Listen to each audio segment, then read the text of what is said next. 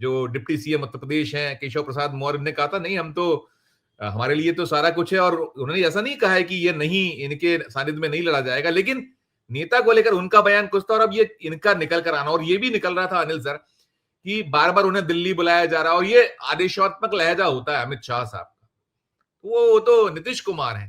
तो ये जो बड़ा जो ताजा घटनाक्रम है, अभी नया घटनाक्रम है, इस पर आपकी शुरुआती टिप्पणी, शुरुआती राय, इसको डिकोड कीजिएगा पूरे सिलसिले को, और साथ में जो इंडिया ब्लॉक में भी जिस तरीके की खड़खड़ाहट है, कहीं अलग वो है, उसको भी कीजिएगा अनिल सिन्हा साहब। देखिए, ये जो जेडीयू वर्सेस बीजेपी जो हुआ है, जेडीयू बनाम बीजेपी, उसको जरा समझने की जरूरत है। एक तो है क्या कि इसमें मास्टरमाइंड पूरा फेल हो गए क्या कि नीतीश को उन्होंने बहुत अंडरमाइन किया था, और जेडीयू को तो उन्होंने समझा था कि उसको जेब में रख लिया। ये 2-3 बार ऐसी गलती कर चुके हैं। ऐसा आरसीपी के समय में भी हुआ। आरसीपी इनका एजेंट के रूप में था, बिना उनकी अनुमति के, मतलब नीतीश जी की अनुमति के उन्होंने जो है उसको मंत्री बना दिया, और वो मंत्रिमंडल के लिए शपथ ले ली उसने। उसको बराबर उन्होंने उसको अपनी जगह दिखा दी और उनका बराबर ये किया। मान लग रहा था कि अब आरसीपी तो पूरा चला रहे हैं तो ये क्या कर पाएंगे, अब वो ऐसे है नीतीश में से, उनको जितना इस्तेमाल करना था कर लिया। ऐसा उन्होंने पहले भी जॉर्ज फर्नांडिस और शरद यादव के साथ किया, लेकिन वो दोनों बहुत बड़े नेता थे, उसको भी निपटा दिया इन्होंने। वो मैं देख चुका हूँ कि किस तरह शरद यादव को उन्होंने अध्यक्ष पद से हटाया और खुद अध्यक्ष बन गए, और एकदम मर्सिलेसली काम करते हैं।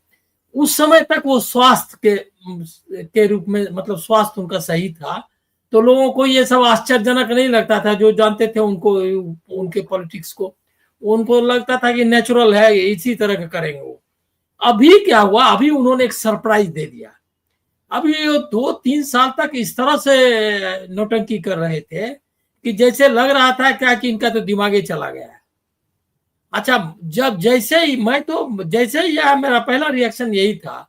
मैंने कहा ये तो नौटंकी चल रही थी, ये तो पूरा स्वस्थ है। ये जो लिस्ट, ये जो जेडीयू ने डिमांड किया कि ये जो दे दिया आपने इसको चिराग पासवान को, उसका विरोध शुरू कर दिया। मैंने कहा ये तो एक सही दिमाग वाला आदमी ही कर सकता है, और वो उन्होंने कर दिया। अभी क्या हुआ कि 2 चीजें बीजेपी फ्लॉप हो, मतलब समझ में नहीं आया अमित शाह को। एक तो जेडीयू पर कब्जा करने का, वो तो भूल जाइए आप, और दूसरा है कि नीतीश कुमार को अंडरमाइन करने का, वो भी भूल जाइए। वो तो पूरी तरह होशोहवास में है। और आज सराय रंजन में उन्होंने एक सभा भी की और अपना पढ़ के बोले, लेकिन वो बढ़िया क्या पॉलिटिकल स्पीच दे दी। 2 ही मुद्दे उठाया कि पहले जंगल राज था, हमने सुधार दिया, और हम इतना इतना काम कर रहे हैं, और हम मोदी जी के साथ मिलकर और काम करेंगे। और महिलाओं ने तालियां भी बजाई। तो अब वो कंस्टिट्यूएंसी की फाइट थी। मुझको लग रहा था कि जो ईबीसी है, अति पिछड़ी जातियों का जो कंस्टिट्यूएंसी है, वो उनके साथ चली जाएगी। चिराग पासवान का उन्होंने ले ही लिया है, तो एक अच्छा कॉम्बिनेशन बीजेपी ने बना लिया है। जेडीयू अब आउट का एक लग रहा था, और वो बोल भी रहे थे उनके जो प्यादा है मोहरे पीके कि 25 सीट से ज्यादा नहीं मिलेगी। तो वो सब यही चल रहा था। अभी क्या हो गया, अभी तो फाइट में बीजेपी है ही नहीं। बीजेपी के पास कोई लीडर नहीं है। उनका एनडीए में एक ही समर्थक है, चिराग पासवान। जीतन राम मांझी और नीतीश कुमार दोनों मिल गए हैं। आज नीतीश कुमार जो भी जेडीयू में प्लांट किया हुआ बीजेपी का था, संजय झा या ललन सिंह को अपनी तरफ कर लिया था उन्होंने, वो सब ये हो गए, कोई उनकी ताकत नहीं रही। उनको भी मैसेज दे दिया। एक सबसे बड़ा मैसेज जो बीजेपी के खिलाफ नीतीश ने दे दिया, वो ये है कि देखो हमको हटाना चाहते थे। और उनकी अब क्या होगा, अब मैं जो देख रहा हूं, तो अब इलेक्शन एकदम पलट गया। अब जेडीयू के मतदाता बीजेपी के कैंडिडेट को हराएंगे। चिराग पासवान के तो पहले से ही उनके निशाने पर था, उनको हराएंगे। चिराग पासवान तो उनको हराने के लिए था ही। इन लोगों ने जो समझ लिया था कि पूरा खेल अपने साथ है, वो सब खत्म हो गया। इनके पास क्या है, पूंजी के नाम पर जीरो है। कोई अब सोशल कंस्टिट्यूएंसी भी नहीं रही अपर कास्ट को छोड़ के। अपर कास्ट उनके साथ है। उसके बाद सम्राट चौधरी, उनको अपने क्षेत्र छोड़ के बाकी क्षेत्र के कुशवाहा भी वोट नहीं देने वाले हैं, ये आप लिख के ले लीजिए। और इस बार अगर वो चुनाव हार जाए तो उनको कोई ये नहीं, आश्चर्य नहीं होगा। इसीलिए कि उनको आरजेडी और जेडीयू दोनों के लोग मिल करके उनको अपने कास्ट वाला छोड़ के सब उनको वोट और अपर कास्ट वाला वोट मिलेगा। बस इसको छोड़ के अब जीत जाए तो जीत जाए। अब ये बनिया एक वोट है उसके पास, तो जिसको कहते हैं स्क्वायर वन पे आ जाना, पहले जीरो हो जाना फिर से, वो आ गए, बीजेपी आ गई। सारा ये जो मास्टरमाइंड और चाणक्य वगैरह सब रह गया वैसे ही। अच्छा, मुझको ये आश्चर्य था कि आप बार्गेन कैसे, जो आदमी इतना होश हवास में आ गया है उससे आप क्या बार्गेन करिएगा? वो कुछ बार्गेनिंग के लिए रह ही नहीं गया है, वो तो अपने पूरा सेंस में आ गया है। और अभी कई देख रहे हैं ललन सिंह, संजय झा वगैरह कई बार कहीं पिक्चर में दिखाई नहीं दे रहे हैं, न कहीं स्टेटमेंट दे रहे हैं, वो सब हो गए जीरो। तो नीतीश कुमार ने फिर से खेल दिखा दिया। अब है क्या कि जो फाइट, असली फाइट है वो है कि आरजेडी और वर्सेस जेडीयू की जहां जहां फाइट होगी, जहां उनकी फाइट नहीं हुई दोनों मिलकर हराएंगे बीजेपी को। अब जो सिनेरियो है बिहार के इलेक्शंस का एकदम डिफरेंट हो गया। और जो मान के चला जा रहा था कि जेडीयू खत्म है और नीतीश जी तो अब स्वस्थ नहीं है, कुछ नहीं, अब एकदम उलट गया।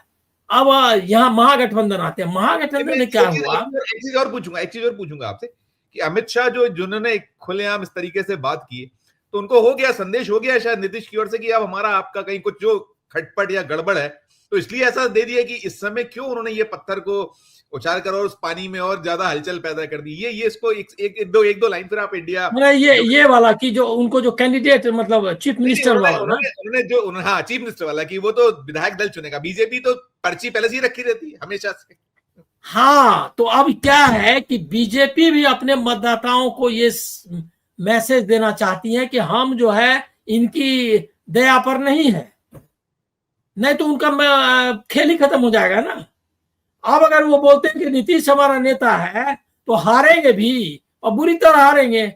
अब तो है कि जो उनका अपना लोग है उसको अब ऐसा होता है ना कि जब फाइट में आप आ जाते हैं तो लोग अपने लोगों को जमा करते हैं, अपने हथियार वगैरह का इकट्ठा करते हैं। तो अब है कि फाइट तो पता चल गया, नीतीश ने बता दिया कि फाइट तो हमारे और आपके बीच में भी है और आरजेडी से अपन लड़ेंगे। अच्छा, दूसरा एक और बहुत देखिए, बहुत मतलब असल में कहाँ कैलकुलेशन गड़बड़ हुआ सबको। इसीलिए मैं ऑलवेज, आपको याद होगा कि मैं कहता था कि नीतीश कितना बीमार है मुझको पता नहीं है, और नीतीश को माइनस करके मत चलिए। उनका महिलाओं का वोट बैंक, उनका ईबीसी का वोट बैंक वो है अभी, वो अगर कुछ नहीं भी करेंगे, बीमार भी हो जाएंगे, तो भी उसका एक बड़ा परसेंटेज उनको वोट देगा। तो इसीलिए उनको माइनस करके जो समझ रहे हैं वो मैं नहीं मानता। लेकिन अब अभी क्या होगा सो देखिए।